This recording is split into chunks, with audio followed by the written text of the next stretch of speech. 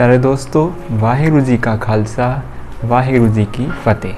मैं जयदीप सिंह आप सबके सामने अपनी फिर से एक new video, new title, new topic के साथ अपने चैनल अकथ कथा में फिर से हाजिर हूँ। तो जैसा कि आप जानते हो कि आपने थंबनेल और टाइटल को देख के आप समझ ही गए हो कि अपन किस टॉपिक के ऊपर विचार चर्चा करने वाले हैं। आज का हमारा टॉपिक है कि सिख पंथ की जो ये सिख धर्म की उत्पत्ति कैसे हुई, किस तरह से सिख धर्म जो है वो होंद में आया, इस दुनिया में किस तरह से जो है इसकी स्थापना की गई सिख धर्म की, और सिख धर्म की स्थापना क्यों की गई, किन रीजन्स के कारण की गई और किन उद्देश्यों के कारण इस धर्म की स्थापना की गई। आज अपन उसके बारे में इस शॉर्ट वीडियो में जानेंगे। तो दोस्तों, ये एक चीज़ समझने वाली बहुत ज़रूरी है कि हम लोग सब धर्मी तो बन जाते हैं, अलग अलग धर्म के बन जाते हैं, कोई धर्म अपना लेते हैं जो हमको अच्छा लगता है, ठीक है। तो लेकिन धर्म का मनोरथ क्या रहता है एक मनुष्य की ज़िंदगी में? तो धर्म को अगर कोई बोले सिंपल वर्ड्स में अगर डिफ़ाइन करने, तो धर्म का मनोरथ यही रहता है कि मनुष्य के अंदर तथा बाहरी जीवन में तब्दीली लाना, मनुष्य के अंदर और बाहरी जीवन में तब्दीली लाना और उसकी रहनुमाई करना, ये धर्म का काम होता है कि उसके अंदर के विचार को भी वो पवित्र करे, बाहर के विचार को भी पवित्र करे और साथ ही साथ ज़िंदगी में उसकी रहनुमाई करे, मतलब उसको सही रास्ते में डाले, सही दिशा में उसको लेके जाए। ये होता है धर्म, ठीक है। तो कोई भी नवा धर्म, तो अब मैं डिफ़ाइन कर दिया कि धर्म ये होता है, तो आप बोलोगे कि भाई ये धर्म ठीक है, वो धर्म ठीक है, ये धर्म वो है। तो देखिए, नवे धर्म की स्थापना कब होती है? कोई भी दुनिया में नवा धर्म क्यों पैदा होता है, क्यों उसकी स्थापना की जाती है, क्यों कुछ समुदाय अलग होकर एक अलग धर्म अपना बनाते हैं? तो कोई भी नवे धर्म का आरंभ उस वक्त होता है जब उस समय का प्रचलित धर्म जो है, फिर से सुनिए, कोई भी नवे धर्म का आरंभ या स्थापना उस वक्त होती है जब उस समय का प्रचलित धर्म जो रहता है वो मनुष्य की हकीकत को मिलाने में असफल हो जाती है और निरोल पाखंडवाद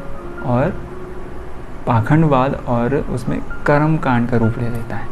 इस वक्त जो है वो जो समुदाय को या जिन को लगता है कि ये गलत है, ये धर्म के विरोध हो रहा है, वो फिर अपने आप को इन सब चीज़ से अलग करते हैं और अपनी एक नवी विचारधारा बनाते हैं और एक अपना नवा समुदाय स्थापित करते हैं। तो दोस्तों, अपन बात कर रहे थे सिख धर्म की, कि सिख धर्म के बारे में जान रहे थे कि कैसे इसकी स्थापना की गई। तो सिख धर्म की तो स्थापना या सिख धर्म उसी दिन होंद में आ गया था जब श्री गुरु नानक देव जी महाराज इस मात लोक में पधारे थे। उसी दिन से जो है दुनिया में सिक्खी का बीज बो दिया गया था। कि गुरु नानक देव जी आए जो है वो सिक्खी विचारधारा से एक सही विचारधारा से जोड़ने के लिए थे। तो अपन को जो है वो गुरु महाराज जी के, गुरु अंगद देव बोलूँ, गुरु अर्जन देव जी बोलूँ, गुरु अमरदास जी, गुरु रामदास जी के समकालीन एक सिख हुए हैं, उनका नाम है भाई गुरदास जी। उन्होंने भी अपनी वाणी लिखी है। तो भाई गुरदास जी की वाणी में से हमको श्री गुरु नानक देव जी महाराज जी के बारे में पता लगता है कि गुरु महाराज जी किन उद्देश्य के साथ इस मातलोक में आए थे, उनका क्या एम रहा होगा। तो भाई गुरदास जी अपनी वाणी में लिखते हैं, सतगुरु नानक प्रगटया मिति धुंध जग चानन हुआ। इस लाइन का मीनिंग ये है कि सतगुरु नानक प्रकट क्यों हुए हैं। गुरु महाराज उस वक्त प्रकट हुए जब पूरी धरती में या इस पूरे ब्रह्मांड में या इस पूरे एरिया में जो था धुंध छाई हुई थी, अंधविश्वास की, पाखंड की, अत्याचार की। उस धुंध को मिटाने के लिए, उस धुंध को ख़त्म करके लोगों को रोशन करने आए, लोगों की ज़िंदगी को रोशन करने आए थे, उनको अंधेरे में से रोशनी में लाने के लिए जो है गुरु महाराज जी आए थे। तो यही इस लाइन का मीनिंग है, सतगुरु नानक प्रगटया मिति धुंध जग चानन हुआ। तो कोई भी नवे धर्म की जब दोस्तों स्थापना होती है तो उस वक्त की कौन सी चीज़ें जो है वो महत्वपूर्ण होती हैं, उस वक्त का माहौल और उस वक्त के जो लोग हैं उनकी जो विचार है वो बहुत ज़्यादा महत्वपूर्ण रखते हैं किसी भी एक नवे धर्म, नवे समुदाय की स्थापना में। तो बात अपन कर रहे थे सिख धर्म की, जिसके संस्थापक हुए हैं श्री गुरु नानक देव जी महाराज। तो जैसा कि अपन सब जानते हैं कि जब गुरु नानक देव जी महाराज इस मात लोक में आए, तब उस वक्त यहाँ पे दो धर्म जो थे वो सबसे ज़्यादा पॉपुलर थे, सबसे ज़्यादा प्रचलित धर्म दो थे, एक था इस्लाम और एक था हिंदुइज़्म। ये दो धर्म उस वक्त सबसे ज़्यादा जो है यहाँ पे प्रचलित थे। और जैसा कि अपन जानते हैं कि गुरु नानक देव जी महाराज जी का जो जन्म था वो हुआ था हिंदू खत्री फैमिली में, गुरु नानक देव जी का जन्म हुआ था। तो इससे अपन को ये पता लगता है कि गुरु महाराज का जो है वो इस्लाम से अपन को कोई कनेक्शन नहीं मिलता, क्योंकि गुरु महाराज जी का जन्म हिंदू खत्री फैमिली में हुआ था। तो ऐसी क्या ज़रूरत आन पड़ी कि जिस फैमिली में गुरु महाराज जी का जन्म हुआ, जिस समुदाय में, जिस धर्म में गुरु महाराज जी का जन्म हुआ, गुरु महाराज जी उससे अलग होकर अपना एक नवा धर्म स्थापित किया, एक अलग विचारधारा को गुरु महाराज जी ने दुनिया के सामने रखा। ऐसी क्या ज़रूरत आन पड़ी? तो अपन अब उस चीज़ को देखते हैं। तो जिस वक्त गुरु महाराज जी का प्रकाश हुआ था उस समय इंडियन सब कॉन्टिनेंट में चारों ओर जो थी बड़ी जो है गंभीर स्थिति में से गुजर रहा था ये इंडियन सब कॉन्टिनेंट। चारों तरफ अंधविश्वास, पाखंड, कर्म कांड की धुंध फैली हुई थी। लोग पूरे इस पाखंड कर्म कांड से ग्रसित हुए थे। पाखंडवाद, कर्म कांड, ये सब चीज़ लोगों को धर्म का काम बता के कराई जा रही थी और लोग इसको खुशी खुशी कर भी रहे थे। लोग सोच रहे थे कि ये पुण्य का काम हो रहा है और इस चीज़ को और बढ़ावा मिला जब इसको धर्म का काम बताया जा रहा था। तो पूरा पाखंड और कर्म कांड जो है वो यहाँ इंडियन सब कॉन्टिनेंट में कर्म कांड, पाखंडवाद जो है वो बहुत ज़्यादा फैला हुआ था और बहुत ज़्यादा लोगों का इस चीज़ से शोषण किया जा रहा था। तो उस समय क्या था, उच्च जातियाँ जो थी, जो अपने आप को उच्च जातियाँ कहती थी, ये मान लिया जाए कि यही मान सकते कि जैसे उस समय उच्च जातियों को ही जीने का जैसा पूरा हक मिला हुआ था, वही ये सब पाठ पूजा कर सकते थे या लाइफ को जीने का हक जैसे उन्हीं का ही था। और जिनको नीवी जात कहा जाता था, जिनको छोटी जात कहा जाता था, जिनको शूद्र कहा जाता था, उनकी लाइफ सिर्फ ऐसी ही बना दी गई थी कि वो सिर्फ गुलामी करें और जो उच्च जातियाँ हैं उनकी जी हजूरी करें। जब शूद्र जिनको कहा जाता है वो अगर कोई पाठ पूजा कर लेते हैं तो उनके ऊपर बहुत ज़्यादा उनके ऊपर तशद्दुद किया जाता, बहुत ज़्यादा उनका उत्पीड़न किया जाता, उनके ऊपर अत्याचार किया जाता। तो उस समय से अपन ये सिर्फ अनुमान जो है लगता है, ये चीज़ हिस्ट्री में भी हमको दिखती है कि उस वक्त पूरा पाखंडवाद जो है वो ग्रसा हुआ था इंडियन सब कॉन्टिनेंट अंधविश्वास में। तो गुरु महाराज जब बड़े हुए, जैसे जैसे गुरु महाराज बड़े हुए, उन्होंने समाज में क्या चल रहा है वो सब चीज़ों को समझा। ये सब चीज़ें जो धर्म के नाम में कराई जा रही थी उन सब चीज़ों को महाराज ने समझा, परखा और गुरु महाराज जी ने फिर इन सब चीज़ों से बागी हो गए, उन धर्म से बागी हो गए गुरु महाराज जिनमें ये सब चीज़ को पुण्य का काम और धर्म का काम बता के पाखंडवाद और कर्म कांड को बढ़ावा दिया जा रहा था। तो गुरु महाराज जी ने जब ये चीज़ समझी, देखी, परखी, तो गुरु महाराज अपने आप को अलग कर लिए इन सब कर्म कांड से, अपने आप को जो है वो अलग कर लिए गुरु महाराज उन सभी धर्मों से और एक अलग विचारधारा जिसको अपन सिक्खी विचारधारा या गुरमत विचार कहते हैं, उसकी जो है दुनिया के सामने उसको रखा और एक अपना एक अलग जो है गुरु महाराज ने समुदाय बना, एक अलग धर्म की स्थापना करी थी। और गुरु नानक देव जी ने उस वक्त इन कर्म कांड का, पाखंडवाद का पुरजोर विरोध करा, डंके की चोट में विरोध करा था। और जैसा कि अपन देखते हैं गुरु ग्रंथ साहिब जी में आशा दीवार की बाणी है जिसका उच्चारण सदगुरु नानक देव जी ने किया है। आशा दीवार की बाणी में गुरु महाराज जी की मुख से उच्चारी हुई 4 पंक्तियाँ हैं।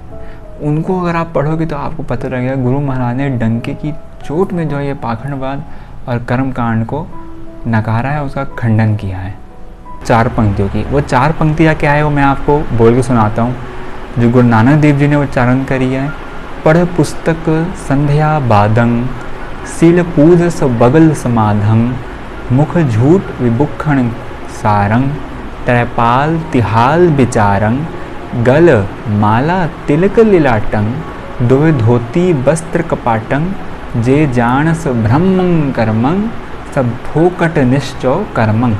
अगर अपन मीनिंग निकाले तो गुरु महाराज ये कहते हैं कि जो आदमी, जो बंदा ज़िंदगी भर धर्म ग्रंथ पढ़ने में लगा दिया, ज्ञान हासिल करने में लगा दिया हो, बड़े ग्रंथ पढ़ लिया हो, पुस्तकें पढ़ के ज्ञान हासिल कर लिया हो, लेकिन उसके अंदर से अंधविश्वास भी नहीं गया, पाखंडवाद भी नहीं गया और फालतू का जो वाद विवाद करता है दूसरों को नीचा दिखाने के लिए, अगर उसके अंदर ये सब नहीं गया और ऊपर से वो बगुले के समान समाधि लगा के बैठ रहा हो, दिखावा करने के लिए कि मैं बहुत बड़ा संत पुरुष हूँ या मैं बहुत बड़ा धार्मिक हूँ, और लेकिन उसके मुख में से हमेशा झूठ निकलता हो, लोगों के लिए बुराई ही निकलती हो, उसके मुंह से हमेशा कड़वे वचन निकलते हो, और साथ ही साथ उसी मुख से वो मंत्रों का उच्चारण भी करता हो, उसी भगवान का भी नाम लेता हो, और साथ ही साथ उसने अपनी वेशभूषा जो है वो एक धार्मिक बंदे की तरह बना ली हो। गलमाला तिलक लिलाटंग, गले में माला भी लटका ली उसने, तिलक भी लगा लिया, धोती वस्त्र कपाटंग, और उसने अपनी वेशभूषा पूरी एक संत की तरह, एक धार्मिक पुरुष की तरह बना ली। लेकिन उसके अंदर से पाखंडवाद भी नहीं गया, उसके अंदर से अंधविश्वास भी नहीं गया, लोगों का शोषण करना भी उसने बंद नहीं किया। और अगर उसने उस परम ब्रह्म की जो असलियत है उसको नहीं पहचाना तो सब चीज़ें व्यर्थ है।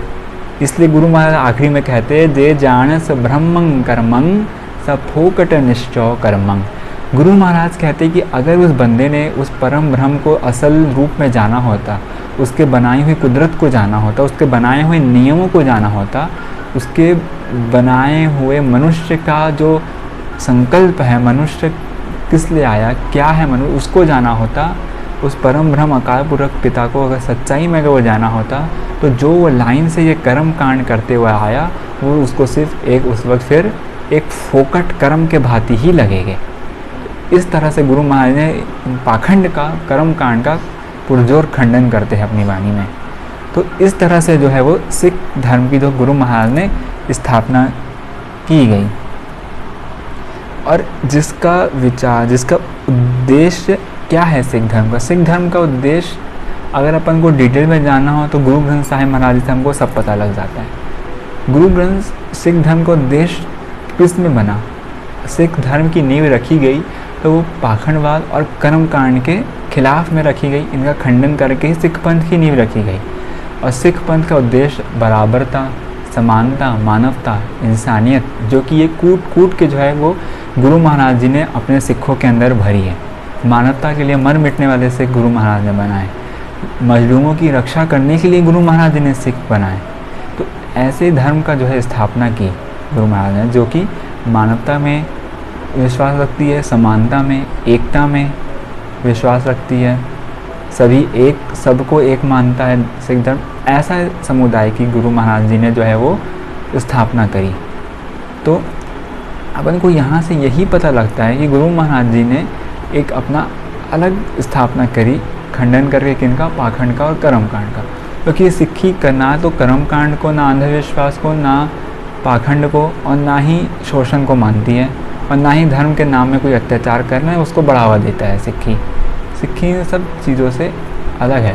अगर हमको सिक्खी के बारे में और जानना होगा डिटेल में तो गुरु ग्रंथ साहिब महाराज जी से ज़्यादा अपन को कहीं से भी हम लोग ज्ञान हासिल नहीं हो सकता। गुरु ग्रंथ महाराज जी से अपन को सब चीज़ें पता लग सकती है। तो इस वीडियो में आपने देखा कि अपन ने जाना कि सिख धर्म की स्थापना किस लिए हुई, किस माहौल में हुई, उसकी बुनियाद क्या बनी और किन उद्देश्यों के तहत जो है इस धर्म की स्थापना की गई थी। तो अगर आपको हमारा ये वीडियो अच्छा लगा हो, अगर आपको नॉलेजेबल लगा हो, तो प्लीज़ आप हमारे चैनल को सब्सक्राइब कीजिए, वीडियो को लाइक और कमेंट करके ज़रूर बताइए, और प्लीज़ इसे ज़्यादा से ज़्यादा शेयर कीजिए ताकि हर कोई जो है वो सिख पंथ की स्थापना कैसे हुई, किन हालातों में हुई, वो इस चीज़ को जान सके। क्योंकि कई बार कई लोग मिसगाइडेड भी हैं, तो उनको थोड़ा हो सकता है पता लगे। और अगर मेरे से कोई भी इस वीडियो में बोलते हुए भूल चूक हुई हो या गलती हुई हो तो एक अनजान समझ के मेरे को माफ़ कर दीजिएगा, और यही प्रार्थना कीजिएगा कि मेरे को गुरु महाराज सद्बुद्धि बख्शे कि मैं और अच्छे तरीके से आपको सही तरीके से बता पाऊँ। तो आज मैं अपना वीडियो यहीं एंड करता हूँ और फतेह बुलाता हूँ। वाहिगुरु जी का खालसा, वाहिगुरु जी की फतेह।